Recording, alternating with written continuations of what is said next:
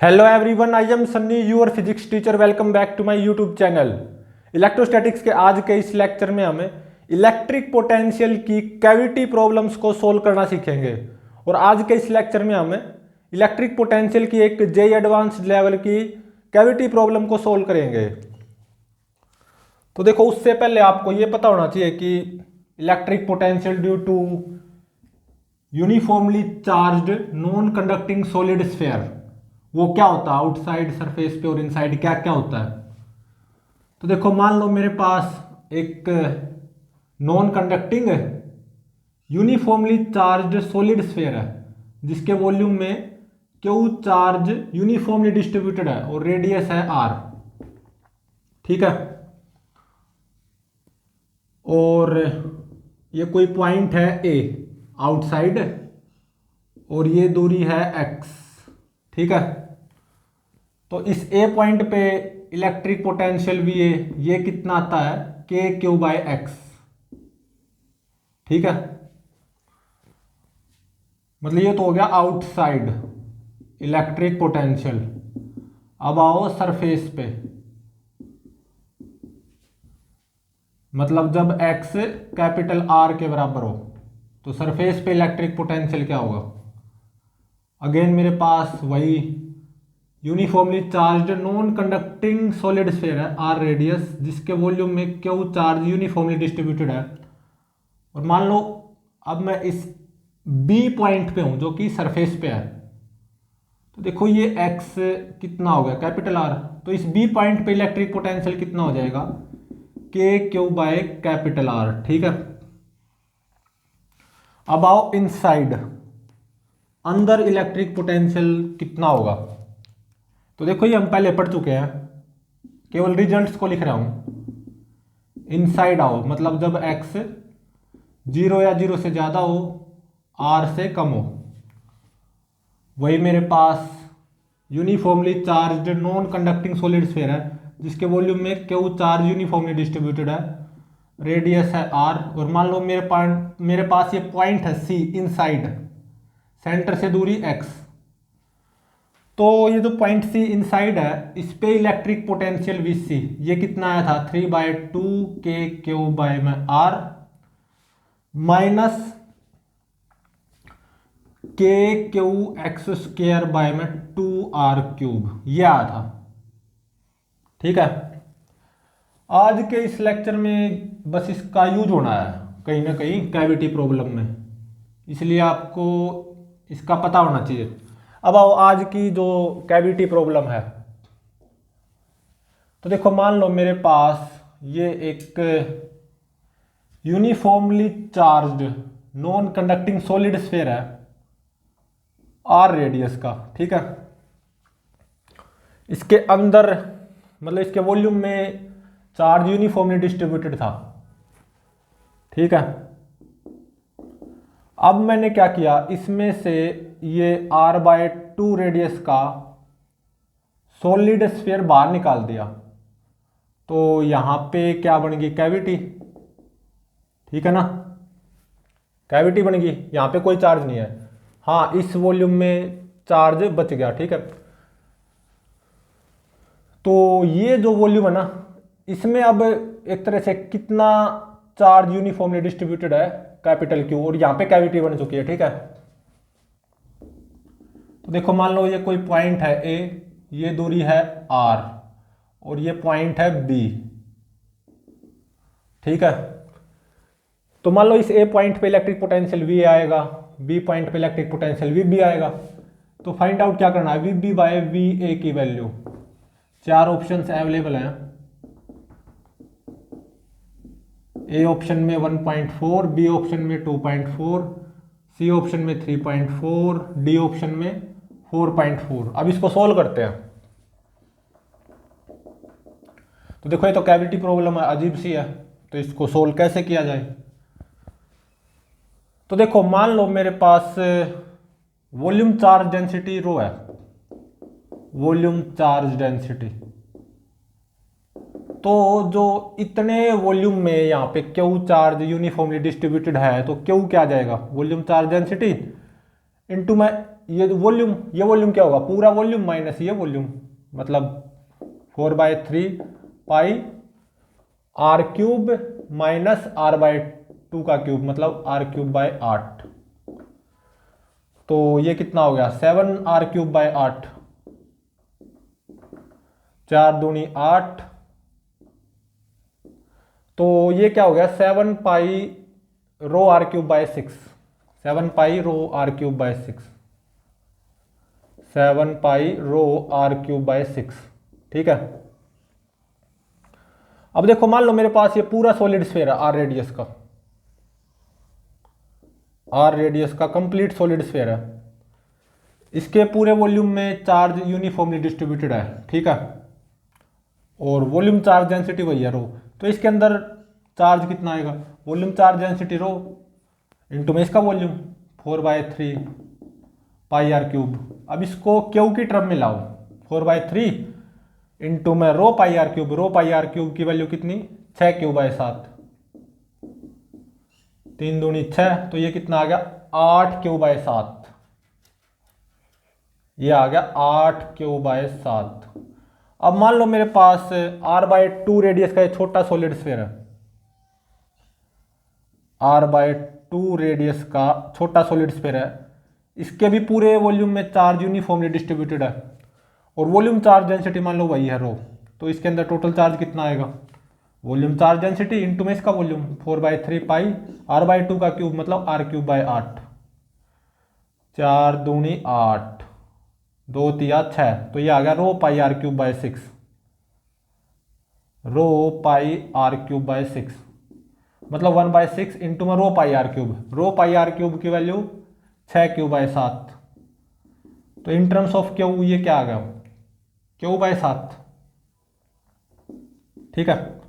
अब देखो यहां पे कैविटी है और इतने वॉल्यूम में क्यू चार्ज यहाँ पे यूनिफॉर्मली डिस्ट्रीब्यूटेड है। तो इसको मैं किसके इक्विवेलेंट लिख सकता हूं, देखो ये यहाँ पे बहुत इंटरेस्टिंग चीज है, ये समझ में आ गई तो कोई भी कैविटी प्रॉब्लम को आप सोल्व कर सकते हो। तो देखो यहाँ पे कैविटी है तो इसको किसके इक्विवेलेंट लिख सकता हूं, तो सबसे पहले मान लो ये आर रेडियस का बड़ा solid sphere, complete solid sphere R radius का। ठीक है।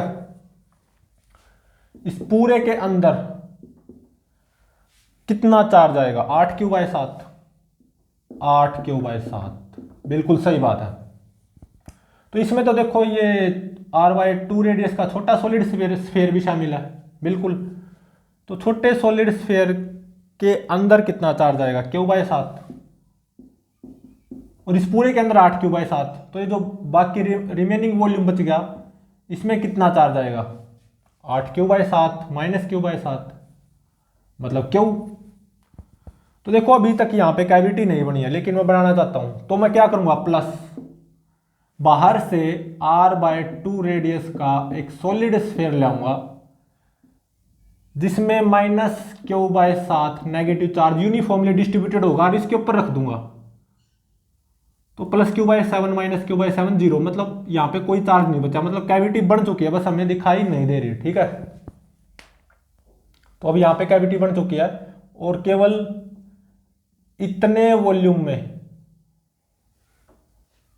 क्यू चार्ज यूनिफॉर्मली डिस्ट्रीब्यूटेड है। तो ये देखो ये हो गया, ये बन गया, और ये क्या है complete solid sphere of radius r, जिसपे टोटल चार्ज कितना 8q/7, प्लस मैं बाहर से r/2 रेडियस का एक सॉलिड स्फीयर लाऊंगा जिसके अंदर minus q/7 negative charge uniformly distributed होगा और इसके ऊपर रख दूंगा। तो यहाँ पे कैविटी बन जाएगी और केवल इतने पोर्शन में क्यू चार्ज यूनिफॉर्मली डिस्ट्रीब्यूट होगा, और मैं यही चाहता था, यहाँ पे कैविटी और बाकी रिमेनिंग वॉल्यूम में क्यू चार्ज। तो बस ये इसके इक्विवेलेंट हो गया। ठीक है, दिस प्लस दिस। तो अब देखो ये मेरा ए पॉइंट और ये मेरा बी पॉइंट और ये दूरी r, ठीक है, ये भी r। तो देखो इस ए पॉइंट पे इलेक्ट्रिक पोटेंशियल क्या आएगा जब यहाँ पे कैविटी है और ये इसके इक्विवेलेंट बन चुका है, इस ए पॉइंट पे इलेक्ट्रिक पोटेंशियल क्या आएगा। तो देखो जो बड़ा सॉलिड स्फीयर है r रेडियस का जिसके अंदर 8q/7 टोटल चार्ज था, उसके ये बाहर है ए पॉइंट, तो उसकी वजह से इलेक्ट्रिक पोटेंशियल वो क्या आ जाएगा, बाहर वाला फॉर्मूले का यूज होगा, के क्यू की जगह 8Q/7 बाय में एक्स, एक्स कितनी सेंटर से दूरी 2r। ठीक है, तो ये हो गया एक तरह से 4KQ/7r। ठीक है, अब देखो यहां पे मैं बाहर से r/2 रेडियस का सॉलिड स्फीयर लाया था -Q/7, जिसके अंदर नेगेटिव चार्ज यूनिफॉर्मली डिस्ट्रीब्यूट था और यहाँ पे पुट किया था, तभी तो कैविटी बनी थी। तो अब ऐसा सोचो कि यहाँ पे एक सॉलिड स्फीयर है r/2 रेडियस का, जिसके अंदर -Q/7 चार्ज है, उसकी वजह से इस ए पॉइंट पे इलेक्ट्रिक पोटेंशियल क्या आएगा, ए पॉइंट तो इसके भी बाहर है, तो इसी फॉर्मूले का यूज होगा, तो प्लस के क्यू की जगह क्या आ जाएगा -Q/7 एक्स, एक्स क्या आ जाएगा, ये दूरी सेंटर से दूरी r + r/2 3r/2। ठीक है, तो ये आ गया -2KQ/21r। ऐसा कैसे रख लो आपकी मर्जी है, तो अब यहाँ पे कॉमन ले लो 2KQ/7r को, तो इंटू में 2 और -1/3, 3 दूनी 6 में से गया 5, तो ये आ गया 5/3। तो अब ये इस ए पॉइंट पे इलेक्ट्रिक पोटेंशियल आने जा रहा है। ठीक है, तो ये आ गया 10KQ/21r, 10KQ/21r। ए पॉइंट पे तो इलेक्ट्रिक पोटेंशियल आ गया। अब इस बी पॉइंट पे और इलेक्ट्रिक पोटेंशियल फाइंड आउट करना है, तो देखो क्या आएगा, तो देखो जो बड़ा कंप्लीट सॉलिड स्फीयर है जिसके अंदर 8Q/7 चार्ज है, ये बी पॉइंट तो उसके अंदर आ गया, तो उसकी वजह से इस बी पॉइंट पे इलेक्ट्रिक पोटेंशियल का कौन से फॉर्मूले का यूज होगा, अंदर वाले फॉर्मूले का यूज होगा। ये जो बड़ा मेरे पास r रेडियस का सॉलिड स्फीयर है जिसके अंदर 8Q/7 चार्ज है, ये बी पॉइंट तो उसके अंदर आ गया ना, तो उसकी वजह से इस बी पॉइंट पे इलेक्ट्रिक पोटेंशियल कैसे निकालूंगा, इस फॉर्मूले का यूज करते हुए 3/2K की जगह 8Q/7। ठीक है, और r रेडियस कितनी r बड़े स्फीयर की, -K/2r3, क्यू की जगह 8Q/7 इंटू में x²। इस बी पॉइंट की इस सेंटर से दूरी ये कितनी आएगी, देखो ये r/2, ये r/2, तो ये कितनी आ जाएगी r/√2। हाइपोटेन्यूज कितनी आ जाएगी, यूजिंग पाइथागोरस थ्योरम r/√2 आ जाएगी। ठीक है, तो r/√2 का स्क्वायर मतलब r²/2। ठीक है, तो इसको मैं क्या लिख सकता हूं, 7 दूनी 14, तो 14r, इसको भी यहां पे 7 दूनी 14। ठीक है, और r² से एक r² कैंसिल हो जाएगा, तो r बच गया। ठीक है, तो ये तो इस बी पॉइंट पे इलेक्ट्रिक पोटेंशियल आया, केवल ये जो कंप्लीट सॉलिड स्फीयर है ना, जिसकी रेडियस कितनी है r, जिसपे 8Q/7 चार्ज था, उसकी वजह से बी पॉइंट पे इलेक्ट्रिक पोटेंशियल आया ये तो। ठीक है, तो इसको और काट लो अच्छे से, 2 चौके 8, 2 सते 14, 2 चौके 8, 2 सते 14। ठीक है, अब देखो मैं बाहर से r/2 रेडियस का एक छोटा सॉलिड स्फीयर लिया था जिसके अंदर -Q/7 नेगेटिव चार्ज था और यहाँ पे पुट किया था, तभी तो यहाँ पे कैविटी बनी थी। तो ऐसा मानो कि यहाँ पे ये जो r/2 रेडियस का सॉलिड स्फीयर है छोटा, जिसके अंदर -Q/7 चार्ज है, अब उसकी वजह से इस बी पॉइंट पे इलेक्ट्रिक पोटेंशियल फाइंड आउट करना भी बाकी है, तो प्लस। तो अब देखो ये बी पॉइंट तो इस सॉलिड स्फीयर के सरफेस पे है, तो इस फॉर्मूले का यूज होगा, तो इसकी वजह से electric potential at B point, मतलब इसकी वजह से electric potential at this B point, तो सरफेस वाले फॉर्मूले का यूज होगा, तो के क्यू कितना -Q/7 और बाय में r, इस छोटे सॉलिड स्फीयर की रेडियस r/2। ठीक है, तो देखो यहाँ पे क्या कॉमन आ रहा है, तो देखो 2 दूनी 4, ठीक है, तो नीचे 7R, ठीक है ना।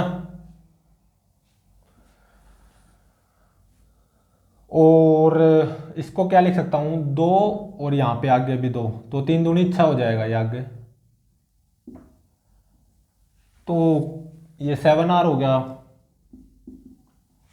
तो VB, अब इस B पॉइंट पे इलेक्ट्रिक पोटेंशियल आने जा रहा है, तो कॉमन ले लो, 2KQ/7R को कॉमन ले लो, ठीक है, 2KQ/7R को। तो 2KQ/7R को कॉमन लिया ना, तो 6 और यहाँ पे -1 और यहाँ पे -1, 6 में से 2 गया 4, तो 4 दूनी 8, 8KQ/7R आ गया ये, 8KQ/7R। तो मतलब इस B पॉइंट पे इलेक्ट्रिक पोटेंशियल ये आएगा 8KQ/7R, जब यहाँ पे क्या होगी, कैविटी, ठीक है। और केवल इतने पोर्शन में चार्ज यूनिफॉर्मली डिस्ट्रीब्यूटेड है Q, तो इस B पॉइंट पे इलेक्ट्रिक पोटेंशियल ये आएगा, इस A पॉइंट पे इलेक्ट्रिक पोटेंशियल ये आएगा। अब फाइंड आउट क्या करना है, VB/VA, VB/VA फाइंड आउट करना ना, तो KQ/R से KQ/R खत्म हो जाएगा, तो ये आएगा 8/7 बाय में 10/21, तो मतलब 8 इंटू में 21 बाय में 10 इंटू में 7, 7 या 21, तो 24/10 आ गया, तो मतलब 2.4, ये मेरा आंसर हो गया, ठीक है। 2.4 मतलब ऑप्शन बी इज करेक्ट, ठीक है। तो प्लीज चैनल को लाइक, शेयर और सब्सक्राइब जरूर करें।